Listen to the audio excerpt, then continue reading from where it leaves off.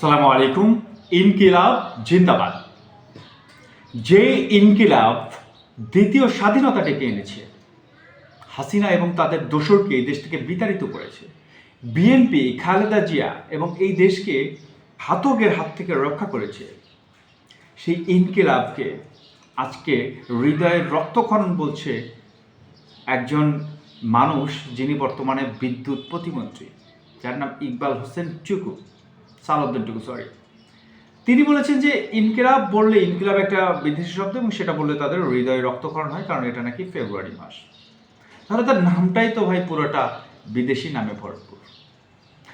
যেই ইনকিলাব জিন্দাবাদ যে স্লোগানের ফলে আজকে তিনি মন্ত্রী, আজকে বিএনপি সরকার ক্ষমতায়, এবং আজকে তিনি স্বাভাবিকভাবে বুক ফুলিয়ে রাস্তায় চলতে পারছে, সেই ইনকিলাবকে অস্বীকার করা, ন্যায় ইনসাফ, এগুলোকে অস্বীকার করা নয়, জুলাইকে অস্বীকার করা নয়। আমরা যারা বিএনপিকে ভালো একটা রাজনৈতিক দল, দেশের জন্য মঙ্গলময় রাজনৈতিক দল মনে করি, তাদের মনে, যারা আমরা ভোট দিয়েছি আপনাদেরকে, তাদের মনে নেতিবাচক ধারণা তৈরি করছে এই বিদ্যুৎ প্রতিমন্ত্রীর মতো কিছু লোক, যারা আমার মনে হয় যে বিএনপির জন্য অনেক বেশি আত্মঘাতী হতে পারে। তারা যদি শেখ হাসিনার কাছের লোকজন কিভাবে শেখ হাসিনাকে বিপথে নিয়ে গেছিল, বিপথে পরিচালিত করেছে, বিএনপি এবং আওয়ামী লীগকে কীভাবে দেশদ্রোহী, দেশের স্বার্থ পরিপন্থী সিদ্ধান্ত নিতে বাধ্য করেছে, উদ্বুদ্ধ করেছে, সেই জায়গা থেকে যদি বিএনপি শিক্ষা না নেয়, আর কবে? 24-এ মানুষের মধ্যে যে ধরনের একটা উদ্বেলিত আলোড়ন তৈরি হয়েছিল, সেইখানে মানুষ আরও সহস্র হাজার জীবন দিতেও রাজি ছিল। তারপরও স্বৈরাচারকে উৎখাত করার দৃপ্ত শপথ নিয়েছিল এই দেশের হাজারো তরুণ জনতা। সেই জায়গা থেকে যদি বিএনপি শিক্ষা না নেয়, জন আকাঙ্ক্ষার বাইরে গিয়ে যদি তারা বক্তব্য দেয়, চিন্তা ভাবনা করে, এই সরকারকে তারা কি বিপদে ফেলছে না? বিএনপি সরকার জনগণের সরকার। বিএনপি ক্ষমতা পূর্ণ করলে হয়তো দেশ একটা স্থিতিশীল পরিস্থিতির মধ্যে চলে যাবে। নির্বাচিত একটা সরকার, সেই সরকারকে বিতর্কিত করা শুরু করেছে শুরুতে, অর্থাৎ বিসমিল্লাতেই গোড়ায় গলদ শুরু করছে কিছু লোক, যারা খুব ভালো করেই জানে যে এখন পর্যন্ত জুলাই চেতনাকে ধারণ করে এদেশের মানুষ। জুলাইকে অস্বীকার করা মানে এদেশের মানুষের আকাঙ্ক্ষাকে অস্বীকার করা, এদেশের মানুষের চিন্তা ভাবনাকে অস্বীকার করা। সেই জুলাইকে আঘাত করছে। প্রথমেই তারা, বিএনপি সরকার প্রথমেই কিন্তু সংবিধান সংস্কার পরিষদের শপথ গ্রহণ করেনি। জনমনে তীব্র নেতিবাচক প্রভাব পড়েছে বিএনপি সরকারের প্রতি। আমি বিএনপির কঠোর সমর্থক হলেও বিএনপির একজন শুভাকাঙ্ক্ষীও বটে, সুতরাং আমাকে নেগেটিভ চিন্তার মধ্যে নেওয়ার কোনো সুযোগ নেই। ঠিক আছে, আমি চাই বিএনপি সঠিক পথে চলুক, সঠিকভাবে রাষ্ট্র পরিচালনা করুক এবং এই দেশের জন্য জনগণের কল্যাণের জন্য কাজ করুক।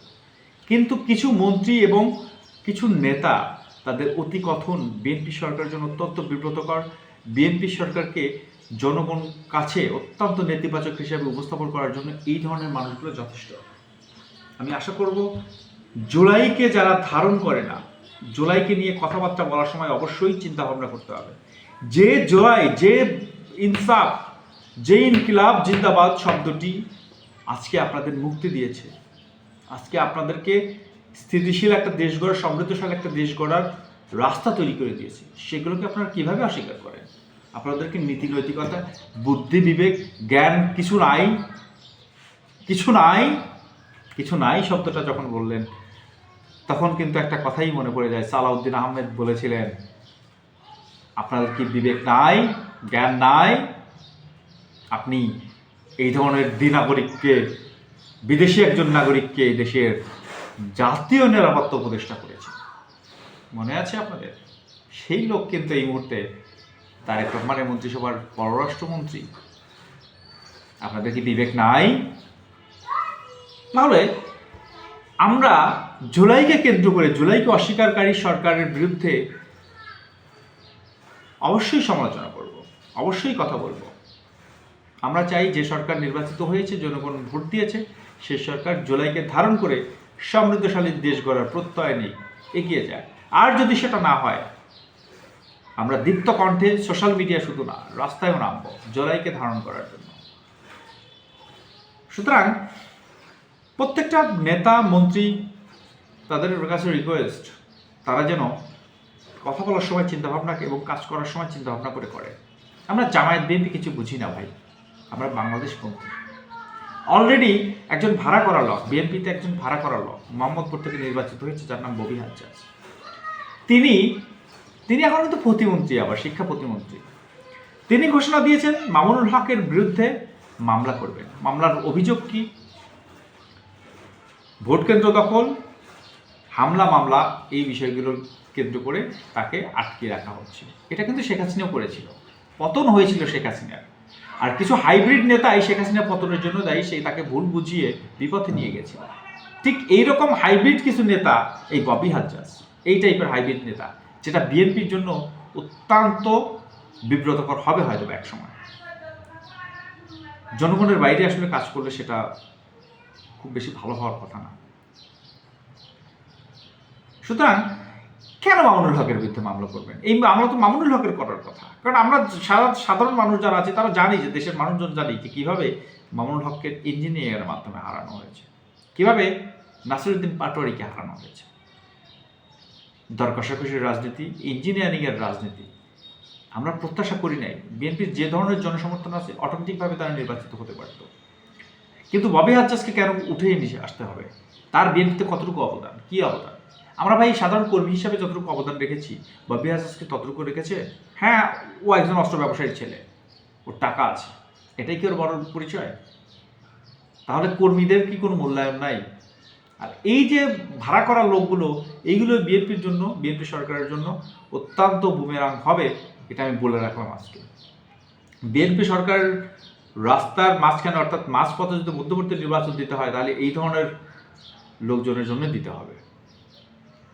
কারণ জনমনে এমন একটা পরিবেশ তৈরি করবে। ইউনূস সরকার যখন ক্ষমতায় ছিল তখন জনগণ কিন্তু বলতেছিল ইউনূস সরকার 5 বছর থাক, 10 বছর থাক, আজীবন থাক। কিন্তু 1 বছর যেতে না যেতে ইউনূস সরকারের প্রতি মানুষ বিরক্ত হয়ে যায়। বিশেষ করে ইউনূস সরকারের জন্য না, ইউনূসের জন্য না, তার কিছু উপদেষ্টা আছে, তাদের আবল তাবল কাজ, তাদের জনবিরোধী কাজ, এগুলোর জন্য ইউনূস সরকারের প্রতি মানুষের আস্থা ভেঙে যায়। যার ফলশ্রুতিতে মানুষ চাচ্ছিল যে ইউনূস সরকারের জন্য দ্রুত পদত্যাগ করে নির্বাচন দিয়ে চলে যায়। সেটাই হলো। এবং আমরা এখন অলরেডি জানতেছি যে কারা ইউনূস সরকারকে বিব্রতক অবস্থায় ফেলেছে, ইউনূস সরকারের ফাংশন করতে দেয়নি, ইউনূস সরকারের প্রতিটা স্টেপে বাধা দিয়েছে। সেগুলো কিন্তু আমরা চিনতে পারছি। কারা ইউনূস সরকারের সময় ব্যাপক দুর্নীতি করেছে, কারা ব্যাপক চাঁদাবাজি করেছে, এই বিষয়গুলো আমরা আস্তে আস্তে জানতে পারছি। তো আমরা আশা করবো বিএনপি সরকারের যে ধরনের কলাকৌশলী এবং নীতি নির্ধারক আছে, তারা অবশ্যই বিষয়গুলো চিন্তা করবে এবং জুলাইয়ের চেতনার বাইরে কিন্তু কোনো কাজ করবে না, এবং অবশ্যই ভাড়াটিয়া যে সকল লোকগুলো আছে সেগুলোর উপর শুধু নজর দেবে, যাতে করে এই বিএনপি সরকারকে বিব্রতকর অবস্থায় পড়তে না হয়, জনগণের আস্থাহীনতা তৈরি না হয় বিএনপির প্রতি। শুভকামনা বিএনপি সরকারের জন্য, শুভকামনা তারেক রহমানের জন্য। ভালো থাকবেন সবাই। আসসালামু আলাইকুম।